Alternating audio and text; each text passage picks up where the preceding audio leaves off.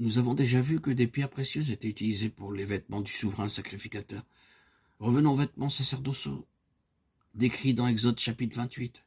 Des pierres d'onyx et des pierres à enchâsser pour l'éphod et pour le pectoral, Exode 25:7. Aaron portait tout d'abord une tunique blanche, une robe bleue et enfin l'éphod. L'éphod était fait de fin coton retorse, brodé avec du bleu, de la pourpre, de l'écarlate et de l'or. Exode 28, versets 6 à 8.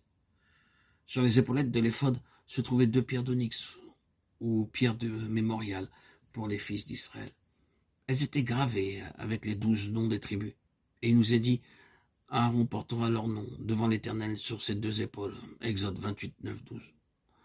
Nous apprenons ainsi que notre Seigneur nous porte sur ses épaules. Beaucoup de gens essaient de porter leur propre fardeau.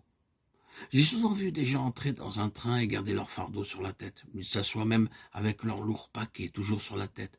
Ils ne veulent pas mettre le fardeau sous le siège. Nous procédons souvent de cette manière. Le Seigneur a déclaré « Mettez vos fardeaux sur mes épaules ». Cependant, nous voulons absolument les porter nous-mêmes. Et nous sommes tracassés à leur sujet, jour et nuit. Nous nous demandons « Qu'arrivera-t-il demain? Qu'arrivera-t-il le mois prochain ou dans 2 mois ?» Nous avons maintenant 5 enfants et bientôt nous en aurons 7. Comment ferons-nous pour les élever? Comment les marierons-nous? Avant qu'ils ne soient nés, nous nous tourmentons à leur sujet.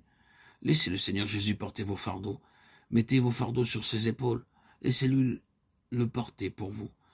Déchargez-vous sur lui de tous vos soucis, car lui-même prend soin de vous. 1 Pierre 5, 7. En apprenant à laisser au Seigneur le soin de porter votre fardeau, vous goûterez son parfait repos et sa parfaite paix. Par-dessus l'éphod se trouvait le pectoral fait de fin lin retors, avec ses cordons et ses montures d'or.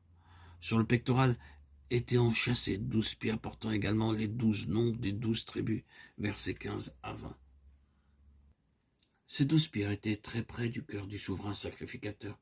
Partout où il allait, les pierres l'accompagnaient, et par elles Dieu rappelait à son peuple qu'il le voulait très près de son cœur. Pourtant, certains ne s'approchent pas très près de Dieu. Aucun doute, ils aiment Dieu, sa parole, mais ils ne viennent pas à lui comme ils le souhaiteraient.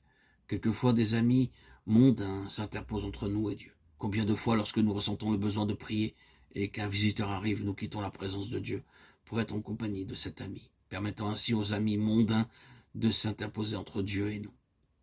Le temps que nous devons passer avec Dieu et sa parole, nous le passons dans des choses mondaines.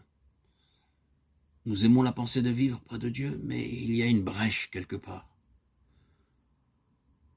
Donc, à travers ces pierres précieuses, Dieu nous dit « Mon peuple, je te veux très près de moi, pour que tu puisses goûter ma pleine affection et mon plein amour. »